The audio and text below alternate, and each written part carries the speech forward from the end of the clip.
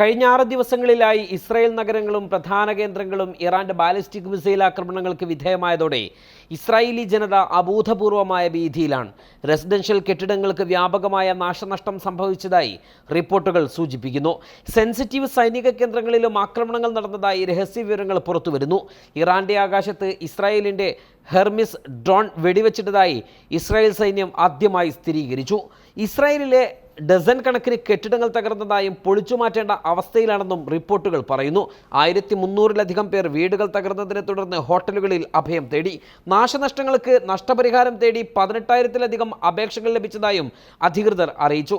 Hamas, Hezbollah തുടങ്ങിയ സംഘടനകളുമായുള്ള മുൻകാല സംഘർഷങ്ങളിൽ നിന്ന് വ്യത്യസ്തമായി ഈ ആക്രമണങ്ങൾ ഇസ്രായേലിന് കനത്ത വെല്ലുവിളിയാണ് ഉയർത്തുന്നത്.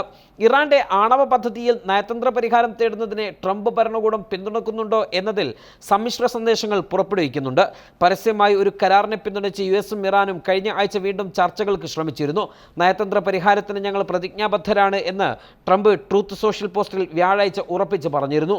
എന്നാൽ 14 മണിക്കൂറിന് ശേഷം ഇസ്രായേലിന്റെ ആക്രമണം ആരംഭിച്ചതോടെ ഇറാൻ 60 ദിവസത്തെ സമയപരിധി നൽകിയിരുന്നതായും അത് കഴിഞ്ഞതായും ട്രംപ് പിന്നീട് പറഞ്ഞു. ഇസ്രായേലും ഇറാനും തന്റെ മധ്യസ്ഥതയോടെ കരാറിലെത്തണമെന്ന് ട്രംപ് ആവശ്യപ്പെട്ടു. എന്നാൽ തിങ്കളാഴ്ച കാനഡയിൽ നടന്ന G7 ഉച്ചകോടിയിൽ നിന്ന് നേരത്തെ ട്രംപ് മടങ്ങുമ്പോൾ ഇറാൻ ആണവായുധം കൈവശം വെക്കുവാൻ അനുവദിക്കില്ല എന്നും എല്ലാവരും ടെഹ്റാനിൽ നിന്ന് ഒഴിഞ്ഞു പോകണമെന്നും അദ്ദേഹം മുന്നറിയിപ്പ് നൽകി. വെടിനിർത്തൽ ചർച്ചകൾക്കായി വാഷിംഗ്ടണിലേക്ക് മടങ്ങിയെന്ന അഭ്യൂഹങ്ങൾ ട്രംപ് പിന്നീട് നിഷേധിച്ചു. അതിനേക്കാൾ വലിയ ലക്ഷ്യമാണ് തനിക്കെന്നായിരുന്നു പിന്നീട് ട്രംപ് പറഞ്ഞത്. ഇസ്രായേലിന്റെ ആക്രമണങ്ങൾക്ക് നിയന്ത്രണമില്ലാതെ ശക്തമായ പ്രതികാരം ചെയ്യുമെന്ന് ജനീവയിലെ ഐക്യരാഷ്ട്രസഭയിലെ ഇറാൻ അംബാസഡർ അലി ബഹ്റൈനി പ്രഖ്യാപിച്ചു. നമ്മുടെ ജനതയെയും ഭൂമിയെയും രക്ഷിക്കാൻ ഞങ്ങൾ മടിക്കില്ല. ഇറാൻ വിദേശകാര്യ മന്ത്രാലയ വക്താവ് ബഗായ് നയതന്ത്രം ഒരിക്കലും അവസാനിക്കുന്നില്ല എന്ന് പ്രതികരിച്ചെങ്കിലും യുഎസിനോടുള്ള വിശ്വാസം നഷ്ടപ്പെട്ടതായും വ്യക്തമാക്കി. നയതന്ത്ര ചർച്ചകൾക്കിടെ ഈ ആക്രമണം അടിച്ചേൽപ്പിക്കപ്പെട്ടു എന്നും യുഎസിന്റെ മുൻകൂർ അനുവാദമില്ലാതെ ഇസ്രായേൽ ആക്രമണം നടത്തിയെന്ന് വിശ്വസിക്കാൻ പ്രയാസമാണെന്നും അദ്ദേഹം പറഞ്ഞു.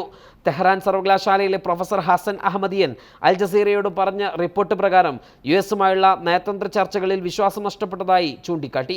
ഇസ്രായേലിന്റെ ആക്രമണം ഒരു ശ്രദ്ധ തിരിക്കൽ മാത്രമായി പല ഇറാനികളും കാണുന്നു.